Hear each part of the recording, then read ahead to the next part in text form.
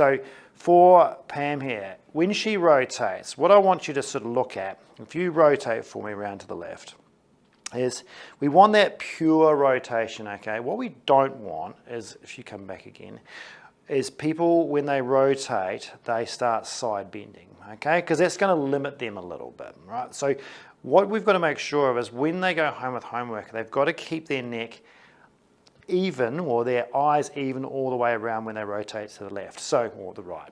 When you go around to the left, you can see how, like, if you tilt over, she's going to crunch down on that side. So what we want to start off with is making sure they're not actually extended. So most people, when they start to rotate, they're already extended. So they've got to just drop their chin a little bit. Now, it doesn't mean going down into flexion. All right. What they've got to do is just not be looking up when they rotate. They've got to be chin in. And the best thing to think of is, instead of having your chin forward into protraction, you bring it back into retraction first, but not all the way back. So what I don't mean, okay, bring it all the way back like a full retraction.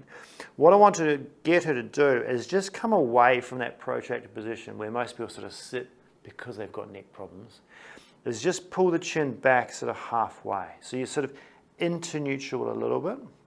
Then what she's got to try and do is keep that in, right? And not let it go forward as she rotates. So when she goes around to the left, she's got to think about keeping that chin in as she goes around, okay, to get that pure rotation.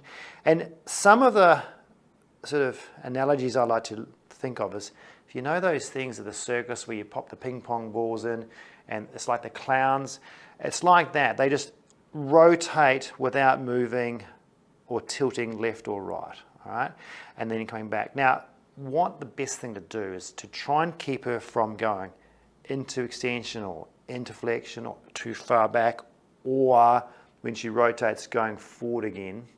What she needs to do is, if she's going left, use her right hand. So if you bring your right hand up for me, what she does, like a pistol grip, is she puts the sort of thumb on the jaw and the fingers on the chin. Okay, and what she's going to do is, that's her guide. Okay, so if she keeps her eyes level, brings her chin in a little bit, then she actually helps guide. She looks around to the left, but helps guide with the right to keep that level. All right, so this is her guide, rather than just her head sort of rolling around. She uses her hand to guide her back and forth. Now, the beauty about this is, once she gets good at doing that, and she can just sort of guide her chin around as though she's just pushing around like a mechanical arm, okay, then she can start working on some overpressure. So once you get that range a little bit and things are starting to improve, but you need a little bit more, then what she does is keeps that